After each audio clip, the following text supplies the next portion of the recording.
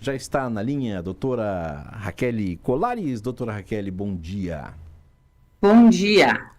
Bom Obrigado. dia. Bom dia, Alberto. Bom dia, Margot. Obrigado por. A Margot te mandou bom dia, ela está no outro lado do vidro aqui, mas ela já te Ah, mandou bom. bom dia, tá? Obrigado por aceitar o convite aí para conversar com a gente sobre um assunto que é sempre muito importante, que é saúde mental. Com certeza, imagina, eu que agradeço imensamente poder participar e falar um pouquinho sobre isso que é tão importante, né, Alberto? E às vezes a gente deixa meio que para segundo plano. É, exatamente. Aliás, eu já queria começar com essa pergunta. Terapia é um ato de amor próprio, doutora Raquel? Com certeza. A terapia é um ato de amor próprio e requer muita coragem. Eu geralmente digo, tá? Terapia não é para os fracos.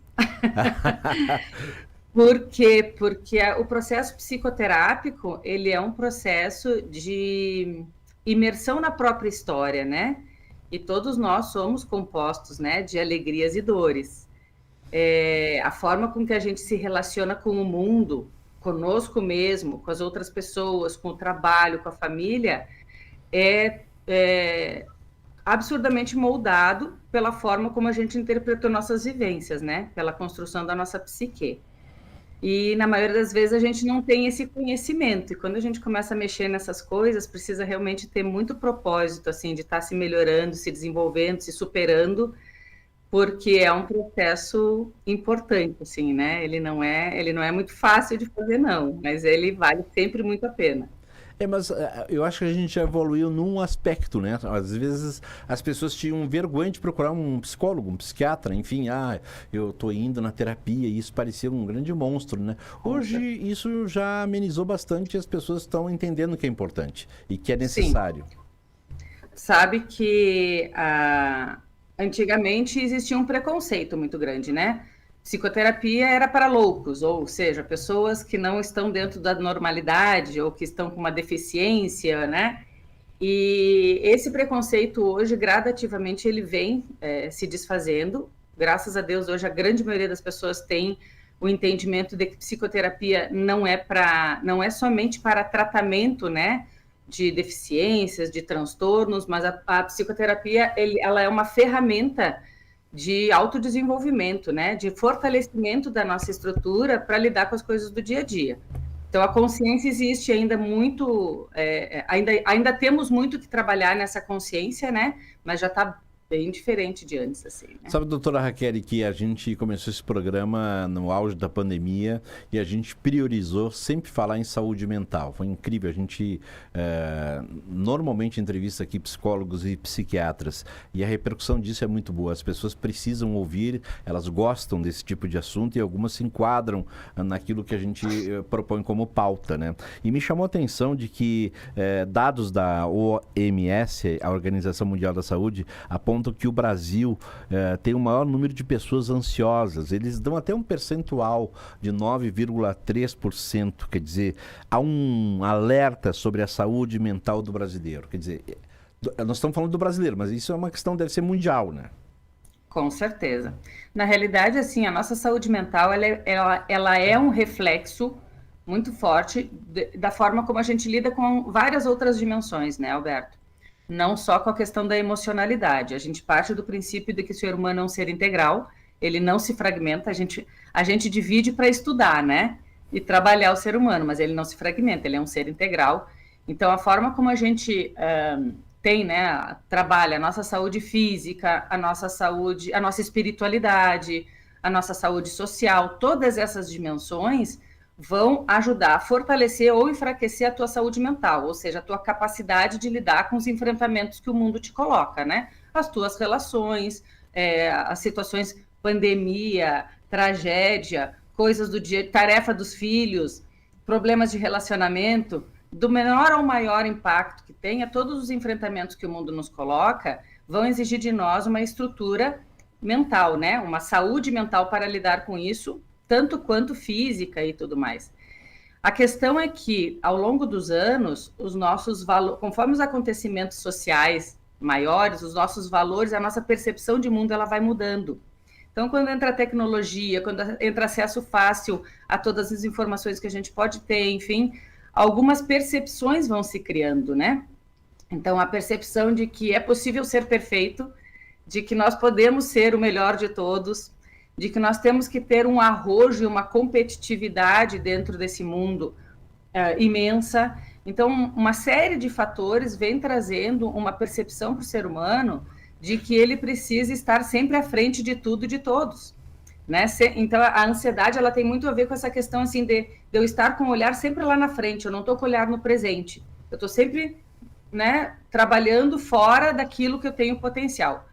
E não é um fenômeno só brasileiro, é um fenômeno mundial, sim. Os níveis de ansiedade que refletem em outros adoecimentos, né, não só psíquicos, eles estão estabelecidos e basta a gente fazer uma breve pesquisa que a gente já consegue identificar isso com muita clareza, né?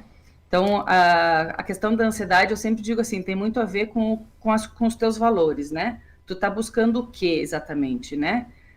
O que tu tá colocando como prioridade no teu dia a dia e como é que tu tá lidando com isso. Mas é um fenômeno que está bastante disseminado. É preocupante, né? Os números inclusive na infância, né? E é uma coisa que a gente se preocupa bastante, assim, né? Ansiedade não é mais um adoecimento do adulto, né? Na infância, a ansiedade tem se mostrado muito presente. Lendo, doutora Raquel, alguns jornais do centro do país, Folha de São Paulo, Estadão, que tratam mais dessas questões de saúde mental, essa semana eu vi, e até te mandei, né, um recorte aqui, a ansiedade infantil de jovens supera a de adultos pela primeira vez. E também tem um outro assunto que é as crianças que usam celulares, né? Elas estão cada vez mais usando celulares, cada vez mais cedo, e elas estão interagindo menos com os pais. São duas matérias de jornais do centro do país que mostram a preocupação, estão trazendo essa reflexão, né, para todos nós, né? Por que as crianças estão mais ansiosas? A ansiedade infantil supera a de adultos, e por que as crianças que usam celular interagem muito menos com os pais? Na realidade, são dois assuntos totalmente interligados, né, Alberto? Absurdamente interligados. Porque durante o período de formação da personalidade, infância e juventude, vamos colocar ali até mais ou menos 16 anos, a gente está formando a nossa base de personalidade. Depois a gente vai ir trabalhando ela conforme muito da nossa disponibilidade dos eventos que acontecem, né? Mas esse momento de formação da personalidade, ou seja, de estabelecimento daquilo que é importante e de quais são, vamos chamar assim, as verdades, as crenças, né, que eu vou me apoiar para definir como me relacionar com o mundo, como me relacionar comigo mesmo, isso tudo vem da relação com aqueles que paternam e maternam. Né? Por que paternam e maternam? Porque nem sempre é o pai e a mãe biológico, né?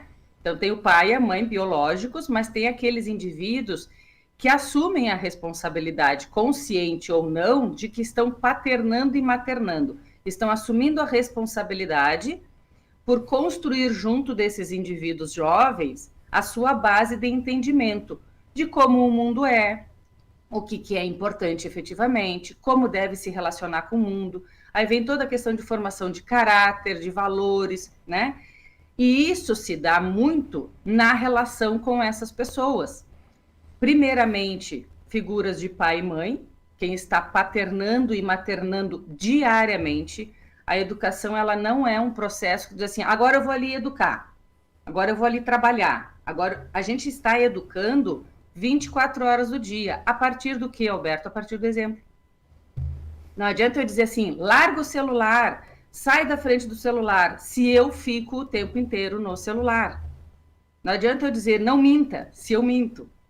Então, esse período, o exercício do paternar e do maternar, ele se dá muito na relação direta, né? No exemplo, na relação direta, na vivência direta. Seres humanos perfeitos não existem, pais e mães perfeitos não existem. A gente costuma dizer que a mãe perfeita, segundo a psicanálise, né? A mãe perfeita é a mãe que se torna insuficiente, que se torna desnecessária, né? A mãe suficiente é a mãe que se torna desnecessária. É aquela que consegue fazer com que os filhos andem pelas próprias pernas sem depender delas. Porém, nesse processo de paternar e maternar, que exige presença, que exige esforço, a gente sempre diz, né, se tu não tá tendo trabalho com os teus filhos, é porque tu não tá fazendo o serviço direito, né? Porque educar dá trabalho, tem envolvimento, tem energia envolvida ali, né? E isso precisa ser feito com consciência. Então, esse processo todo, ele exige presença, ele é exemplo, né? E a gente tem um outro fator importante pensando nessa questão da ansiedade do jovem, né, do infanto, do jovem, enfim, que depois vai vir se tornar um adulto também com essas características, que é a questão de entendermos culturalmente que vem mudando a percepção a respeito de quem são os filhos na relação do sistema familiar. Então, durante muitas gerações, o entendimento dos filhos é que eles vinham à família para servir a família, né? Então, para trabalhar junto da família, era mão de obra. Por que se valorizava tanto os filhos homens, né? Meninos, ao invés das meninas? Porque era mão de obra, força de trabalho, né? A menina era vista como um gasto, o menino era visto como mão de obra. Então, ao longo dos anos, essa cultura foi se construindo em função de necessidades daquelas gerações, né? Hoje, a gente já entende que toda vez que tu coloca os filhos no lugar de objetos, vamos chamar assim, né, para a satisfação das tuas próprias necessidades, dos teus desejos, ou para curar as tuas próprias dores. Então, eu gostaria de ser pianista, eu vou botar meus filhos na aula de piano. Eu gostaria de ser não sei o quê, vou fazer isso. Ou eu sou uma pessoa muito sozinha, e o meu filho assume a responsabilidade de ser o meu companheiro, o meu parceiro. No momento em que a gente coloca nos filhos a responsabilidade de atender às nossas frustrações, às nossas necessidades, curar as nossas dores, a gente acaba tirando dessa criança o direito dela, desse indivíduo, o direito dela de construir a própria vida. E atender a necessidades de pai e mãe, curar dores de pai e mãe, é quase que um instinto que o filho já vem com isso, né? Ele se coloca nesse lugar naturalmente. Eu estou aqui para... né? E ele se responsabiliza por toda e qualquer dor dos pais. Então, tu imagina que nesse jogo, se eu, enquanto pai e mãe, não tenho consciência que naturalmente o meu filho vai buscar se responsabilizar pela minha felicidade e meu bem-estar, ele vai buscar satisfazer as minhas necessidades e curar as minhas dores. Se eu não tiver o discernimento de que eu não posso deixar ele entrar nesse lugar, que as minhas dores, as minhas necessidades, as minhas angústias são minhas, da minha história, e eu devo estar tratando delas da melhor forma possível, eu começo a colocar sobre esses indivíduos uma carga que eles não têm como carregar. E aí a ansiedade vem, muito forte. E fortíssima. Doutora Raquel... essa ansiedade por isso, e aí hoje eu tenho tela, eu tenho internet, eu tenho YouTube, eu tenho N influenciadores que sem um filtro do pai, da mãe ou de quem cuide, essas crianças estão absorvendo isso, tomando isso como exemplos e perdendo a conexão com esses que paternam e maternam. E eles estão criando a ideia de que eles podem ser o grande youtuber, que eles podem ser iguais ao Cristiano Ronaldo, que eles podem ser iguais a esses ídolos, né? Sim. E a gente precisa ajudar esses indivíduos a entender a realidade efetivamente como ela é. Mas quando eu me distancio disso e entrego o celular como substituto no paternar e no maternar, aí eu estou alimentando a ansiedade absurdamente. Doutora Raquel Colares, psicóloga, nós estamos conversando com ela no quadro Café com Terapia. Doutora Raquel, vamos entrar nos globais, já que falou aí do Cristiano Ronaldo, vamos entrar nos famosos, nos globais. Quer dizer que nenhuma criança se inspire no Neymar, né? Porque o Neymar e a Luana Piovani, sei lá como é que é o nome dela, ela foi atriz famosa da Globo, agora ela tá meio só nas redes sociais bronqueando com um ex-marido que bateu nela, com outro que também não sei o que, e agora comprou briga com o Neymar e o Neymar mandou um outro vídeo dizendo, olha, põe um sapato nessa tua boca, quer dizer, e milhões de pessoas comentando, milhões de pessoas assistindo, quer dizer, nós estamos nesse nível de relacionamento de pessoas famosas, né, que estão abatidas e que estão... elas estão usando as redes sociais para se colocarem as suas vidas ali, né? Expondo as suas vidas, chorando, dizendo que estão depressivas. Que sinal dos tempos é esse, hein, doutora Raquel? Na realidade, isso não é só com os globais, né? Os famosos, né? Eles aparecem justamente porque eles estão à disposição, eles estão na mídia, né? E eles Mas se a querem gente os olhar um likes, pouco, né? Eles querem monetizar também, ganhar um dinheirinho com com isso, né? certeza, isso que eu ia te dizer. Então, assim, ó, isso não é um comportamento só dos famosos, a gente percebe isso de uma forma até assustadora, assim, né? Tu entra em qualquer uma das mídias e tu percebe que as pessoas estão utilizando as mídias como uma forma de desabafo ou de deflagração de algumas situações que não são resolutivas para ali. Aquele não é o canal para isso, né? Então a gente consegue perceber que existe sim uma utilização das mídias como uma forma de atingir o mundo e de buscar satisfazer as próprias necessidades, né? Pedidos de ajuda, enfim. Então a gente percebe que isso está de forma geral, né? Acontecendo com as pessoas de forma geral. É impressionante quando tu abre as mídias sociais, pessoas comuns como nós, do dia a dia, né? Usando as mídias para se expor, colocando, né, situações do dia a dia, e que aí a gente pensa assim, é produtivo? Eu sempre digo isso para os meus filhos, né? A ação que a gente vai tomar numa situação, primeiro a gente precisa pensar assim, isso de alguma forma vai gerar algum resultado? Ou vai ser só mais né? Vamos vomitar um problema ali e deixar ali. A gente precisa olhar as nossas ações em termos do que ela vai gerar de resultado. O que está se buscando com isso, né?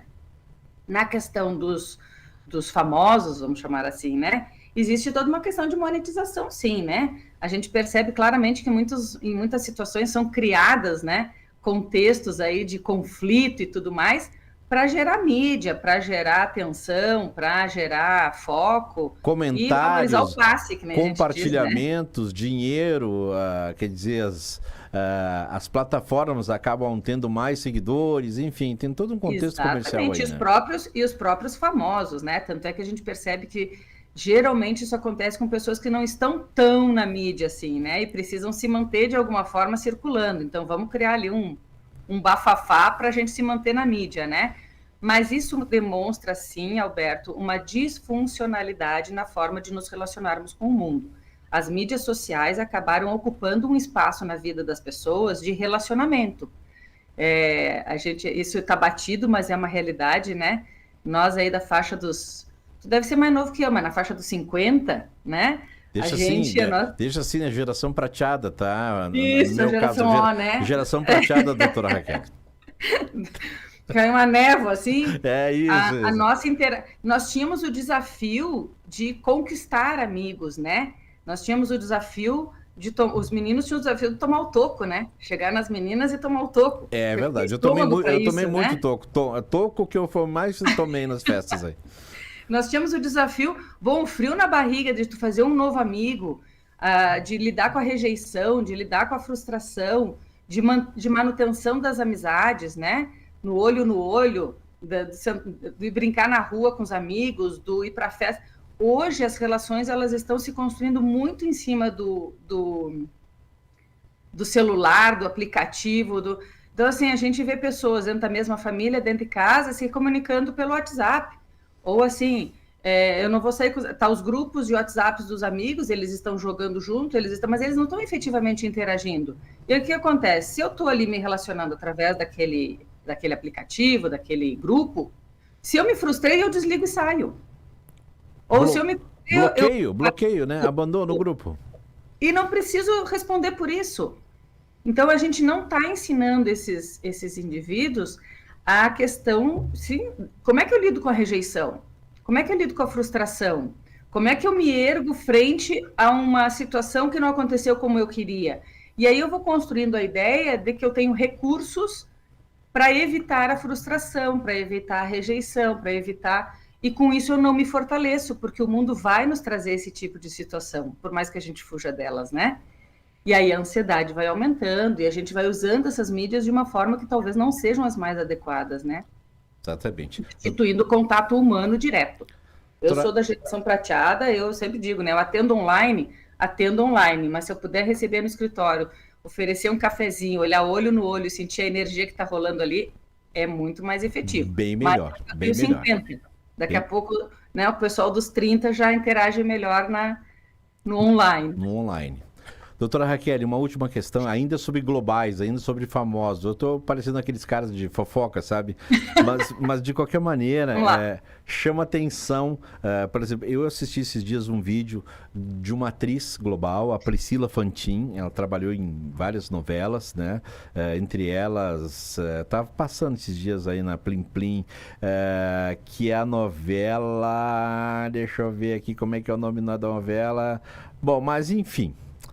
Não Ela é consigo uma nem te pessoa. ajudar, porque eu também não vejo novela. Exatamente. Se fosse programa infantil, eu te ajudava, mas É. novela eu não tenho visto ultimamente. Enfim, ela teve no auge da carreira, Alma Gêmea, a Margot tá me ajudando aqui, Alma Gêmea, uma grande atriz, né? Participou de várias novelas, ficou famosa, de repente ela sumiu, desapareceu. E esses dias eu até vi um depoimento dela dizendo o seguinte. Ela disse, abre aspas, passei a achar que eu era fraca demais ou apenas mimada, que eu tinha que dar conta e mal sabia eu que não estava mais dando conta. Acabei me reduzindo para caber nas expectativas, eu enterrei o meu sofrimento e me arrastei adiante. A ciência chama isso de depressão crônica, uma condição destacada pela OMS como uma das principais causas da incapacidade do mundo, afligindo cerca de 264 milhões de pessoas. E estudos demonstram que pessoas que passam por esse tipo de disfunção sentem um vazio interno, falta de esperança com o futuro, autojulgamento extremo e muitas outras tantas dificuldades para simplesmente seguir. Quer dizer, ela disse que ficou paralisada, apática, quer dizer, ela ia num compromisso social, ela ficava ali assim por ficar, né? Quer dizer, ela não sentia mais a dor do prazer, a raiva não afetava mais ela ficou aprisionada dentro da própria mente. Foi isso que eu ouvi de um depoimento numa palestra dela. Quer dizer, é bem profundo isso, né? É muito triste, sim. É claro, né, Alberto, que a maioria dos transtornos, né, dos adoecimentos psíquicos, eles têm todo um envolvimento fisiológico também, tá? Tem também uma série de questões sobre produção de substâncias, né, ou cessamento de produção de determinadas substâncias, por isso que a gente sempre diz, né, a saúde, ela é integral, ela não é fragmentada. Depende da tua alimentação, depende muito da questão hormonal, então assim, ó, tem uma série de questões fisiológicas que interferem nisso também. Mas o que acontece? A gente é criado num mundo que tem padrões sociais, independente da época de quais os padrões, tá? Sempre. Isso caracteriza a sociedade, né?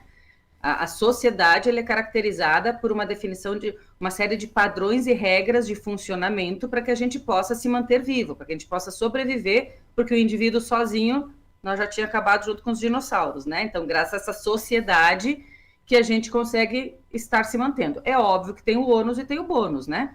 Tem o ganho e tem o boleto para pagar. E esses padrões sociais todos, eles vão dizendo para as pessoas como elas devem ser, o que elas devem pensar, como elas devem agir, de que forma, né?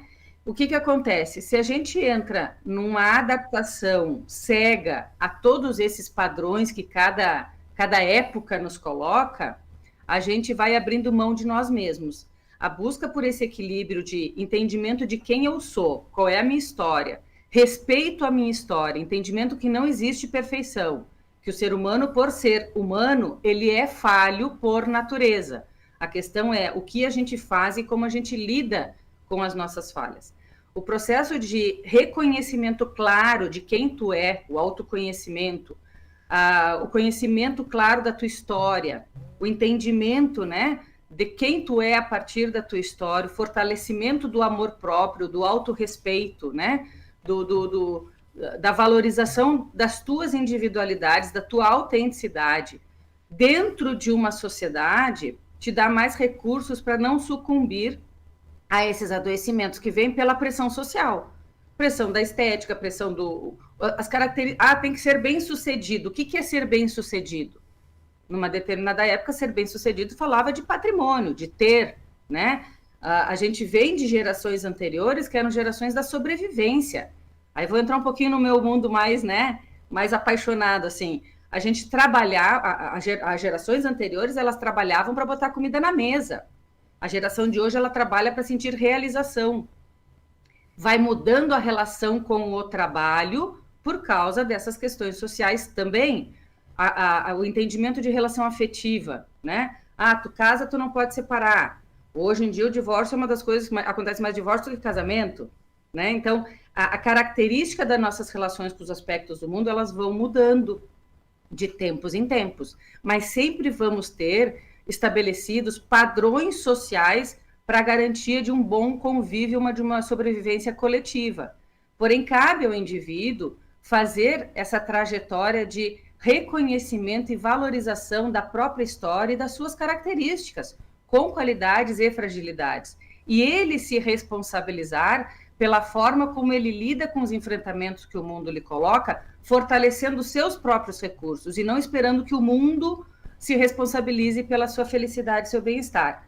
A partir do momento em que a gente, por N motivos, acaba não fazendo essa trajetória de fortalecimento desses recursos internos, através do reconhecimento da própria história, valorização de quem tu é, amor próprio, respeito próprio, a gente acaba sucumbindo a essas pressões. E aí a gente tem um termo usado hoje em dia, que não é só para relação afetiva, é para todo tipo de relação com o mundo, que são as relações abusivas. O que é uma relação abusiva? A relação abusiva ela acontece a partir de um indivíduo ou um contexto disfuncional abusador, mas também de um indivíduo suscetível ao abuso. Daí junta a fome com a vontade de comer.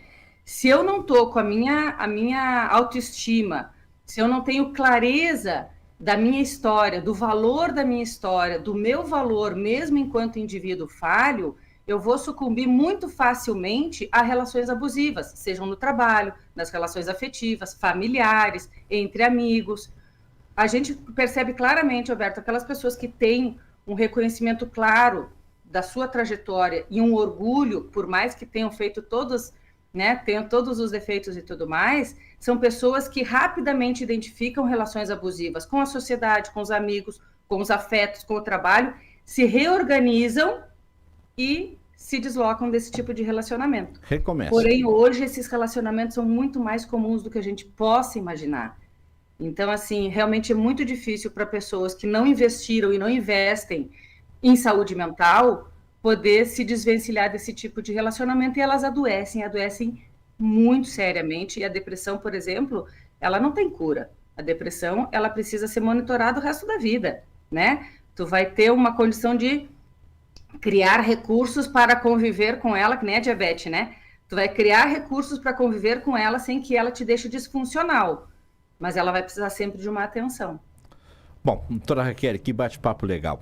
No caso da Priscila Fantin, acho que ela encontrou, né? Pô, eu sumi, me redescobri, foi me tratar. Foi lá, se fortaleceu e agora volta para uma relação de maior qualidade com o mundo. Até o Luan Santana parou de fazer shows aí, disse que está estressado, não tá trabalhando demais. A gente precisa respeitar muito os limites que nós mesmos nos damos, né? Mas a gente acha que é bobagem. Não é.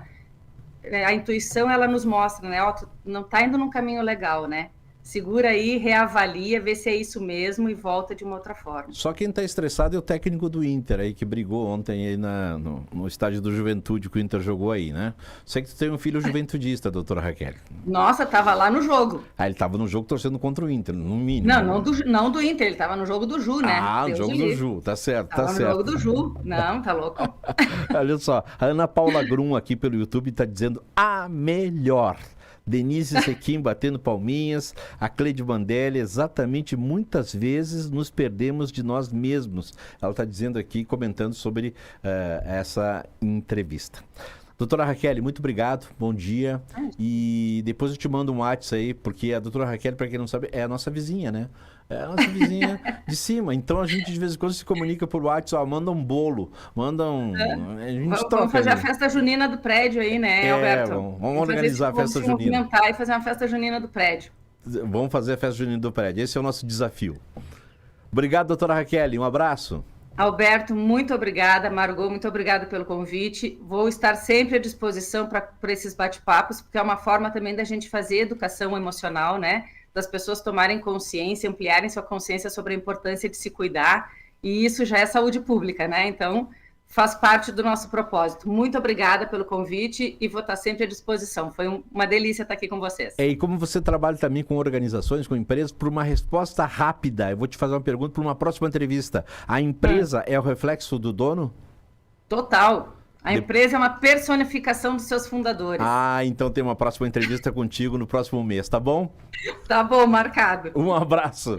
Um abraço, queridos. Doutora Raquel Colares, que é mestre, psicóloga clínica, organizacional também, dando uma entrevista excelente que vai ficar disponível depois no nosso youtube.com/acreditaF5.